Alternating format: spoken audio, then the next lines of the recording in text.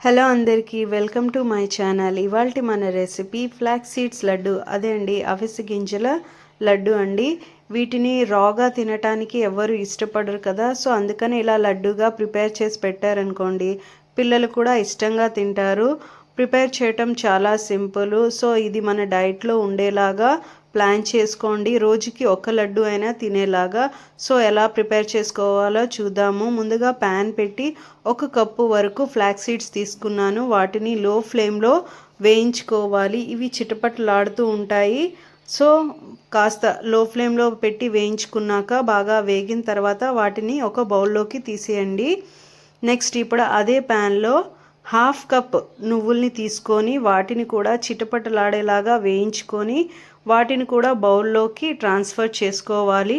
ఆ రెండింటిని చల్లగా అయ్యేంత వరకు పక్కన పెట్టుకున్నాక ఇప్పుడు ప్యాన్ పెట్టి నెక్స్ట్ 1/4 కప్పు, 1/2 కప్పు వరకు జీడిపప్పు, బాదం పప్పు, పిస్తా పప్పు, అలానే గుమ్మడి గింజలు వేసి వేయించుకోవాలి. వీటిని కూడా బాగా రోస్ట్ చేసుకున్న తర్వాత వీటిని కూడా మరొక గిన్నెలోకి ట్రాన్స్ఫర్ చేసుకొని చల్లారనివ్వాలి.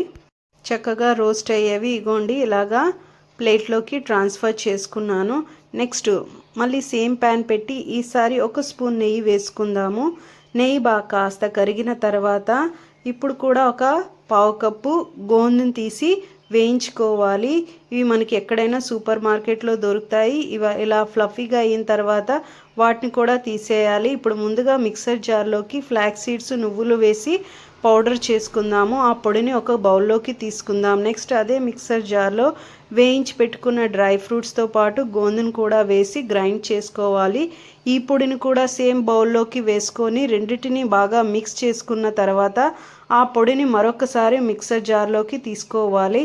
ఈసారి 1 కప్పు వరకు బెల్లం తురుము తీసుకోవాలి. ఆ బెల్లం తురుము కూడా మిక్సర్ జార్లో వేసి ముందుగా ఒకసారి కలిపేసుకున్న తర్వాత గ్రైండ్ చేసుకోండి. అప్పుడే మొత్తం అంతా మిక్స్ అయ్యేలాగా గ్రైండ్ అవుతుంది. ఇప్పుడు గ్రైండ్ చేసుకున్న మొత్తం మిక్చర్ని ఫైనల్గా బౌల్లోకి ట్రాన్స్ఫర్ చేసుకుందాము.